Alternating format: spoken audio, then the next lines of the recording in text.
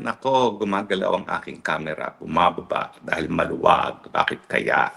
Ano kaya ang solusyon dito? Baka tayo magmukhang iwing-iwing-iwi, maya-maya lang pagtuluyang bumaba ang ating camera. So, ang gagawin na lang natin ay tataas natin ganyan para pag bumaba siya, maaano kayo, hindi kayo Ayan, ganyan na lang tayo. Okay? Now, ano pong balita? Well, ang mabuting balita, dismissed forever na ang impeachment complaint laban kay VP Sara Duterte. At siyempre, yan ay dahil talaga namang sinasabi ng ating saligang batas na hindi po pwede na mas mahigit isang impeachment complaint ng ihahain laban sa isang impeachable officer sa loob ng isang taon. At talaga naman po na apat-apat yung sinampang impeachment complaint at parang yun nga po, no? Ano ba naman mahirap intindi dyan na once a year lang pero lima-lima ata apat-apat yung kanilang hinain, no?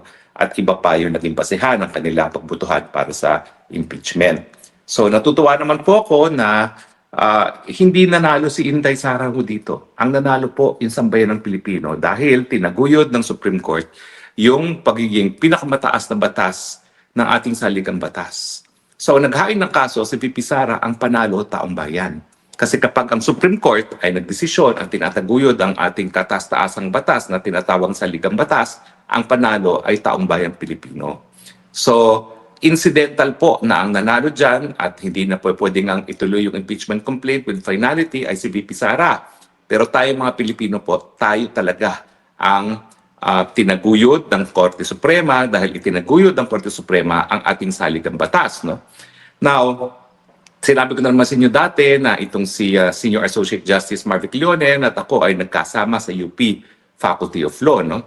At matagal din siya naging dekano doon at matagal din ako nagturo doon. No? Kung ako 15 years nagturo sa UP Law, siya rin po, ganun katagal din nagturo sa UP Law, mas matagal pa nga yan kasi right from graduation siya nagturo na, pero parang nag-2 term siya as dean sa College of Law. No? At nagagalak naman po ako na siya ang naging ponente nitong desisyon sa pagdi-dismiss ng impeachment kasi po dilawan talaga si Senior Associate Justice Leonen. No? Siya po ay tinalaga ni Noynoy Aquino bilang chief negotiator dati para sa BARM at kaya siya na-appoint sa Korte Suprema kasi nga nagkaroon ng kasunduan, no? Yung framework agreement na naging landmark agreement na ngayon ay pinatutupad. So sa totoo lang, dalawa lang po yung talagang dilawan dyan sa Korte Suprema, si Justice Leonen at saka si Justice Caguioa, na kaklase ni Noynoy Aquino. Pero makikita nyo naman na si Justice Leonen, miski siya ay dilawan, tinaguyod niya yung Korte Suprema. Kinakailangan po natin pasalamatan si Justice Leonen dahil yung kanyang mga kakamping at saka mga dilawan, binibira siya. Nung lumabas na po yung desisyon niya, binibira siya dahil para bagang nagtataksil daw si Marvic Leonen at hindi sumuporta sa impeachment laban kay Sara Duterte kasi nga sinasabi ng mga dilawan, sinasabi ng mga taga-UP talaga ay mamamatay tao itong si Duterte at hindi dapat suportahan ng kahit sino. Pero alam naman ni Justice Leonen na ang trabaho niya bilang maestrado ng Korte Suprema ay itaguyod ang saligang batas at hindi itaguyod ang kanyang mga personal na paninindigan. So ako po, saludo ko kay Marvic Leonen. Sa totoo lang po, yung kami magkasama sa UP Faculty, dalawang paksyon po yan. Hindi po kami magkapaksyon. Ako po, doon ako sa kabilang paksyon na nagsimula po kasi yung paksyon-paksyon na yan dahil sa deanship. No? Ang kapaksyon talaga ni Justice Leonen ay itong si Populo Tilla na ngayon ay naninilbihang bilang kalihim ni Marcos Jr. na dati-dati siya ay aktivista, no? Pero ngayon talaga nagpapasasa bilang Secretary ng Energy. Nandyan si Melo Sereno, nandyan yung Tony Lavinia, nandyan yung Teddy Te. Dito naman sa kabila, ang aming kumbaga kinilalang leader ay si Judge Raul Pangalangan ng ICC. Nandyan si yung misis niya, si Professor Pangalangan. Tapos nandyan din si Floren Hilbay. Nandyan si Justice Hardelesa. Nandyan si Bing Guanzon. Kakampi namin si Bing Guanzon noong UP Law Days. No? At alam nyo, talaga nagugulat ako na talaga na isang tabi ni Justice Leonen yung kanyang politikal na paninindigan na talagang true blue dilawan at talagang sinuportahan ang pag-dismiss ng impeachment complaint dahil alam naman natin ng mga dilawan nais talaga nila ma-impeach si Sara Duterte para mabawasan yung kanyang probability na mananalo sa 2028 kung magkaka-election nga. Pero ako po Hindi ko po binabawi yung sinasabi ko. Ang sinasabi ko palagi, kapag hindi natin tinatanggal ang Marcos Jr. before 2028 at habang nakaupo pa rin si Marcos Jr. sa 2028, malabo po na panalunin ng mga Marcos si Inday Sara. Ulitin ko po yan. Pag hindi natanggal si Marcos Jr. before 2028, hawak niya ang makina, hawak niya ang COMELEC. Hindi nila pananaluhin si Inday Sara dahil ang plano nila Marcos forever. Yan po ay sinabi na sa akin ng isang aking trusted confidential informant na napakalapit sa mga Marcoses. Meron silang plano na Marcos 2, Marcos 2.0 at yan po ay manatili sa pwesto sa pamamagitan ng charter change, no, natatanggalan nila ang term limits. At alam niyo ba na yung initiative para baguhin ang saligang batas, isasabay daw nila yan para daw mapanagot yung mga responsable sa mga flood scam at infrastructure scam, no? Pero ang totoong dahilan nila ay para nga ma-prevent ang pagiging presidente ni Sara Duterte. So talagang Pilipinas, kinakailangan, gumising na kayo, kinakailangan mag-people power, tanggalin si Marcos dahil habang nandiyan po si Marcos, hindi niya papayagan ang Duterte na mag-take over. In fact, at sabi sa akin na kaparehong informante ko, unlike Inday Sara, ang bilin ni Marcos Jr. ay kung may mangyari sa kanya, siguraduhin hindi magiging presidente si Inday Sara Duterte at hindi po pwedeng mangyari yan. Ibig sabihin, meron na siyang utos na gurgurin si Inday Sara kung may mangyari sa kanya at hindi niya matapos ang kanyang termino. Miski bawian siya ng buhay ng Panginoon na walang gumagalaw sa kanya, ang bili ni Marcos Jr., gurgurin si Inday Sara dahil hindi po pwede na maging presidente ang isang Duterte muli. So, wag na kayong managinip, mga dilawan at mga pulahan na sa eleksyon ay sa eleksyon ay mananalo kung sino ang gusto ng taong bayan. Ha? Ang mananalo talaga dyan Marcos at kung sino susuportahan ni Marcos. Kasi nga, maski siya'y bawiin ang buhay ngayon na wala namang gumagalaw sa kanya, ang bilin talaga niya, in place na po yan. Gurgurin si Inday Sara para hindi maging presidente. So sa tingin nyo ba pananalunin ng Marcos habang nandyan siya ang Inday Sara Duterte sa 2028? Binabaluktot po itong sinasabi ko ng aking mga kalaban. Ha? Sinasabi nila, bumibitaw na po ako kay Inday Sara. Alam naman ni Inday Sara yan, alam niya na magkakapatid na Duterte na talagang ang plano ng mga Marcos ay forever. Kaya nga po, itong impeachment, importanteng na-dismiss dahil ito po ay kabahagi ng kanilang script na kapag natanggal ngayon si Inday Sara, syempre, mas mababa ang likelihood na siya ay ma-elect kung meron bang eleksyon at kung matuloy nga yung eleksyon na yan, hawak ni Marcos ang makina, hawak ni Marcos ang COMELEC, sigurado po yan. Talagang hindi nila igagalang ang mandato ng taong bayan. May mga nagsasabi, di gagawin natin yung nangyari kay Marcos Jr. na yan ang naging meet siya, kaya natanggal si Marcos Jr.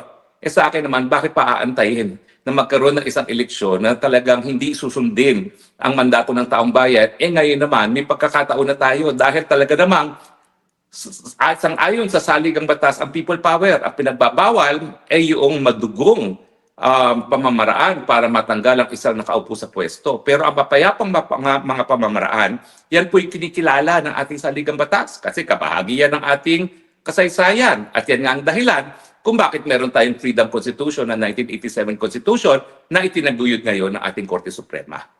So, importante po yan. Kaya nga lang, bagamat lumabas na po yung desisyon na permanenteng dismiss na ang impeachment at dahil dito, malungkot si Tito Sen na hindi na niya po pwedeng forthwith talakayin ng impeachment dahil ayan na yung desisyon. Naalala nyo, yung mga Tito Soto, mga Ping Lacson, sinasabi nila na tutol sila sa archiving ng impeachment ni Inday Sara kasi wala pang desisyon sa motion for reconsideration. Ayan, may desisyon na po. Siguro naman, wala na silang kaduda-duda na patay na ang impeachment complaint kay Inday Sara Duterte. Ang masamang balita, pagdating ng February 6 po, pwede na naman sila magsampa ng panibagong impeachment complaint. At sa tingin ko po, walang kaduda-duda na sa Kamara de Representante, gagabitin na naman nila yung pera nating mga taong bayan para bilhin ang boto para ma-impeach na naman si Inday Sara Duterte. At alam naman natin na hindi naman kinakailangan ng absolute majority dyan. No? Kakaunti lang, po pwede na talagang ma-impeach ang Inday Sara Duterte.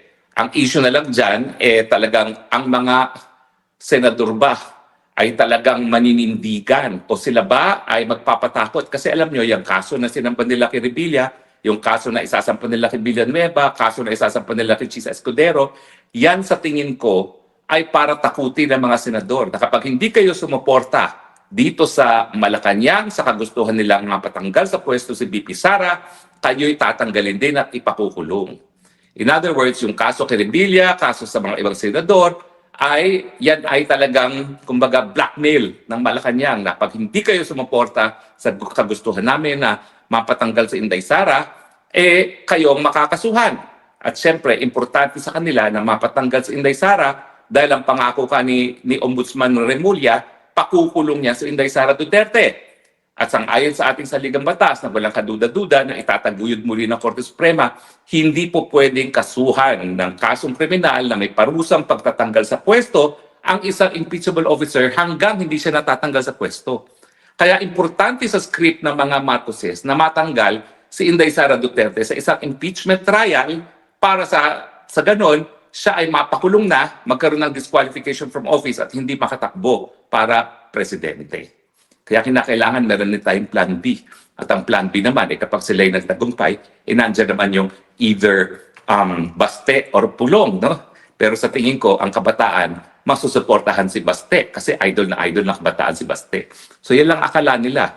Pag akala nila, na-disqualify nila si Inday Sara, napakulong nila, akala nila tapos na ang Duterte, hindi. Nandyan pa ang Baste, nandyan pa ang pulong. At kung sino man, ang susuportahan ng mga Duterte. Sigurado po ako, kahit sino yan, kahit hindi kakilala ng taong bayan, kapag pinatanggal nila si Sara Duterte at pinakulong gaya ng pagkapakulong kay Tatay Digong, ay naku po, kahit sinong suportahan ng Duterte, yan ang mananalo sa eleksyon. Assuming, talagang kikilalanin ng mga Marcoses ang resulta ng eleksyon. Pero yun nga po, dahil ang gusto nila ay Marcos forever, mukhang hindi nila kikilalanin kahit sinong manalo na hindi Marcos mismo or na-endurso ng mga Marcoses.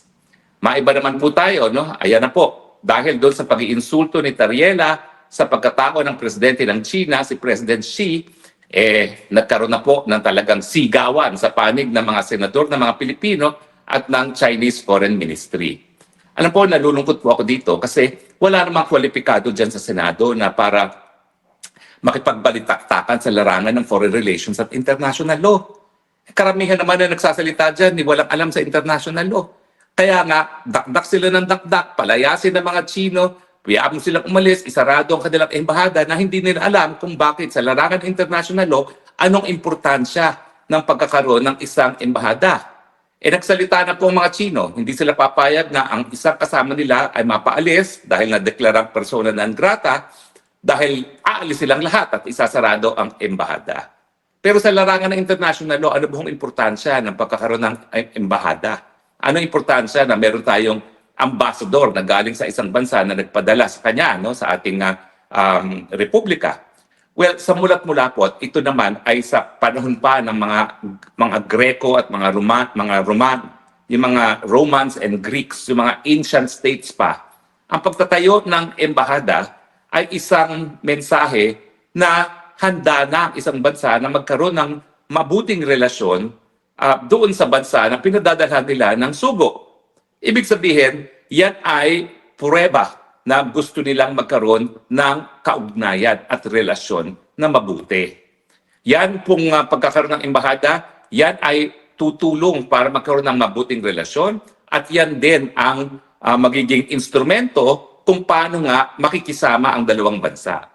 Hindi po yan Pilipinas lang ang nagsimula niyan. Mga ancient Greeks pa at mga Roman states, ganyan na po talaga ang purpose ng embahada.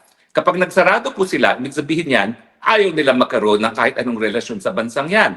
At ano magiging implikasyon? Well, unang-una po huwag natin kakalimutan ng ating mga mamamayan na nagtatrabaho sa Hong Kong at sa Beijing, ang unang-unang magiging biktima kapag nawala po ng diplomatic relations ang Pilipinas at ang China. Lahat po ng mga nagtatrabaho sa Hong Kong at sa tingin ko mahigit 1 milyon na yan, documented and undocumented, ay mawawala ng hanap buhay. O Risa Ontiveros, Erich, meron ka bang trabahong maibibigay doon sa mga Pilipinong mawawala ng trabaho? Kung meron, sige, magdaktak ng daktak pa kayo. O Tariela, ikaw ba?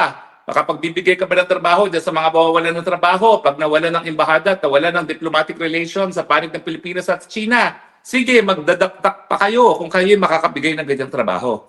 Pero siyempre, mas matindi pa ang magiging implikasyon niyan dahil kapag wala ng embahada at wala na tayong relasyon sa China, sana natin kukunin yung mga inaangkat natin. Samantalang ang China ang pinakamalaking pinag-aangkatan natin ng ating mga pang-araw-araw na pangangailangan. O Tariela, o Tibarius, Erich, kayo ba ay makapagbibigay ng mga kalakal na inaangkat natin sa China kapag nawalan na ng diplomatic relations ang China at ang Pilipinas? At siyempre, hindi tayo masyadong nasasaktan dahil ngayon, samantalang 10 milyong mga Chinong bumibisit sa Thailand dahil mabuting relasyon nila at parang mas marami pa ngayon, parang 12 million na ngayon ang bumisita sa Malaysia at sa Indonesia ay hindi naman bababa sa 8 million, tayo wala pang 1 milyon ang galing sa China. So, hindi masakit sa turismo kasi wala namang pakialam itong Bangag Administration na hindi tayo kumikita sa turismo dahil sa mga Chino na nagtuturista. Wala silang pakialam kasi wala naman silang pakialam kung ang mga Pilipino ay nagugutom at hindi nila binibigyan ng importansya na ang turismo ay po pwede magbigay ng hanap buhay sa mga Pilipino. Pero yan po ang mawawala sa atin. Trabaho, sa natin kukunin mga inaangkat nating mga bagay-bagay, at siyempre turismo, at yung kakaunting mga kapital na nadadala ng China sa atin. So, Antivirus, Tariela, at saka Erich, dahil kayong pasimuno sa katarantaduhang ito, na talagang gusto nyong sirain ang mabuting relasyon ng Pilipinas at saka ng China, kayong magbigay nito ngayon. Trabaho, kalakal, at siyempre, turismo. Tingnan natin kung saan nyo kukunin yan. Kasi dakay ng dakdak. E di, pag kayo nagdadakdak dahil kayo yung nagpapabida, kayo ngayon ang humanap ng solusyon pag nawala na ang diplomatic relation sa panig ng Pilipinas at ng China. Alam nyo, hindi ko naman sinasabi na ang mga halal na opisyales ay hindi pwedeng magsalita sa larangan ng foreign affairs. Pero nakasaad din sa ating saligang batas na ang presidente ang executive sa pamamagitan ng Department of Foreign Affairs, ang chief architect of foreign affairs. Ang papel talaga ng Senado ay kung merong kinakailangan na kasunduan para maging batas ang kasunduan na yan ay isusumite sa Senado. At saka siyempre, meron silang oversight sa pamamagitan ng confirmation ng mga diplomatic agents natin na karapat-dapat yung mga tatayong sugo natin. Pero sa larangan ng foreign affairs, malinaw po yan.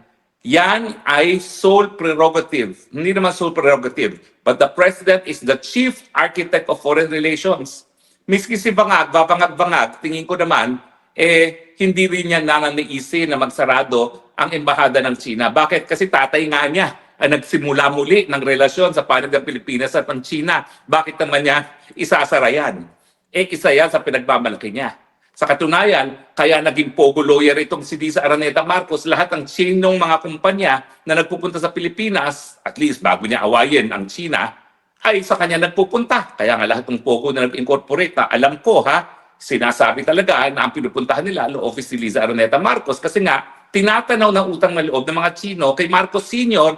yung pagbubukas muli ng relasyon sa panig ng Pilipinas at ng China. Sa tingin ko naman, kahit sa bangag-bangag, hindi naman niya kakalimutan yung legacy na ginawa ng ama niya na gaya ni Nixon, yung tatay niya nagsimula ng relasyon sa panig ng Pilipinas at ng China. Di ba? Alias talagang wala na talaga siyang grasp of reality at talagang completely out of it na siya. So sa tingin ko, dapat naman kung sila ay tunay na mga supporters na ehekutibo, at least pagdating sa larangan ng foreign affairs, hayaan na nila na DFA ang makipag-conduct ng ating relasyon. Talaga namang hindi tayo magbibigay ng kahit anong teritoryo. Pero sa katagal-tagal ng nakabinbin ang problemang yan, hindi naman naging hadlang yan sa mga panahon na nakalipas para tayo magkaroon ng normal na relasyon. In fact, sa panahon ni Duterte, bagamat hindi siya nag-surrender ng kahit anong teritoryo na nangyari sa panahon ni Aquino at nang wala sa atin ang Scarborough Shoal, talagang nagtaguyod ng mabuting relasyon si Duterte na nagbunga naman sa pagdating ng mga turistang Chino, sa mga proyektong binigay ng China sa atin, kasama na yung tulay sa Davao na inaangkin ngayon ni Marcos Jr. at saka sa pangangalakal at pangangapital ng mga Chino dito. So napatunayan natin na yung ating hidwaan sa teritoryo, hindi lang yan ang dapat pag-usapan pagdating sa relasyon ng Pilipinas at ng China. Ang importante, tayo magkapit-bahay sa mulat-mula. Wala naman tayong hidwaan sa panig ng China at ng Pilipinas. At tayo bilang mga Pilipino, alam natin yung kasabihan. Makipag-away ka na sa kamag-anak, wag lang sa kapitbahay. At China, being our kapitbahay, dapat tayo ay nagkakaroon ng mabuting relasyon, lalong-lalo na ang China ngayon ang ay lumalabas na pinakamalakas, pinakamakapangyarihan at pinakamayambang bansa sa buong daigdig.